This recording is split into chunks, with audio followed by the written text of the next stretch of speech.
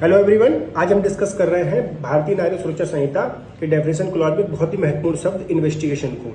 Investigation इसलिए मैं important है कि जब भी कोई ऑफेंस कमिट होता है तो पहला स्टेप ये होता है कि भाई जो पीड़ित और विक्टिम होता है वो पुलिस को क्या कहते हैं सूचना देता है। उसके बाद पुलिस जो है इन्वेस्टिगेशन करती है।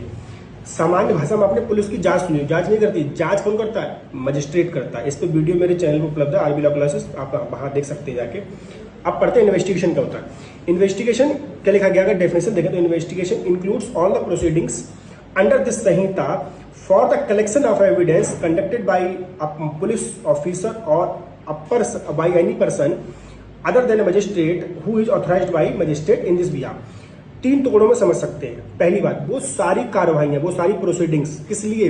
वो सारी प्रोसीडिंग्स जो इस संहिता के अंतर्गत की जा रही है, किसके द्वारा की जा रही है? पुलिस ऑफिसर के द्वारा या किसी अन्य व्यक्ति के द्वारा जो मजिस्ट्रेट नहीं है। किस बात के लिए की जा रही है? वो बात है आपके collection for the collection of evidence, यानी एविडेंस कलेक्ट करने के लिए। तो वो सब क्या कहलाएगा? इन्वेस्टिगेशन का पार्ट कहलाएगा। इसको एक एग्जाम्पल समझ सकते हैं। मान लीजिए ए नाम का व्यक्ति, उस पर एलिगेशन है कि उसने बी की हत्या की है। तो अब यहां ध्यान रखिए, अब ये तय करना है, क्या तय करना है कि भाई क्या ए ने बी की हत्या की है, तो उसके लिए क्या करना है? एविडेंस कलेक्ट करना पड़ेगा। करेगा कौन? पुलिस ऑफिसर करेगा।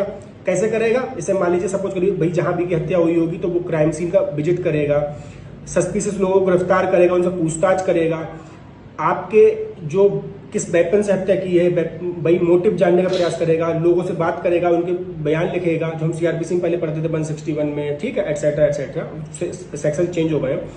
अब बीएनएसएस में क्या है, जैसे जो वैसे प्रोसीजर फॉर इन्वेस्टिगेशन जो है 157 सीआरपीसी था, अब 176 है। तो वो क्या है भाई, वहां तथ्य का पता लगाने के लिए, अपराधी व्यक्ति को गिरफ्तार करने के लिए सब काम जो करेगा, टोटल जितनी प्रोसीडिंग फॉलो करेगा वो सारी प्रोसीडिंग क्या कहलाएंगी? इन्वेस्टिगेशन कहलाएंगी।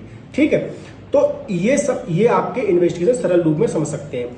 दूसरी बात क्या लिखी गई है, इसको एक केस में PP Hinduja versus union of India के केस है, उसमें क्लियर कर दिया गया। उसमें क्या लिखा गया, ये सारी प्रोसीडिंग क्यों कर रहे हो? ये सारी प्रोसीडिंग इसलिए आप इसलिए कर रहे हो ताकि आप ये तय कर सको कि क्या ए ने बी की हत्या की है या नहीं की, यानी कि ये तय कर सकना कि अभियुक्त व्यक्ति को मजिस्ट्रेट के सामने पेश करे या ना करे। इसलिए हम ये सारी प्रोसीडिंग फॉलो करते हैं। और ये सब किसके द्वारा किया जाएगी? पुलिस ऑफिसर के द्वारा। और मजिस्ट्रेट नहीं होना चाहिए, कौन होना? कोई और व्यक्ति होना चाहिए जो मजिस्ट्रेट के द्वारा प्राधिकृत ऑथराइज किया गया हो। तो ये इसकी सिंपल डेफिनेशन है।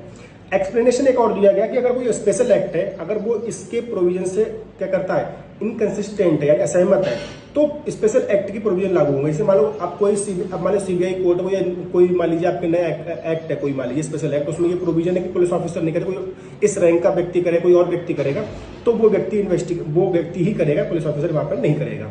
आई होप आपको रील समझ में आ रही हो।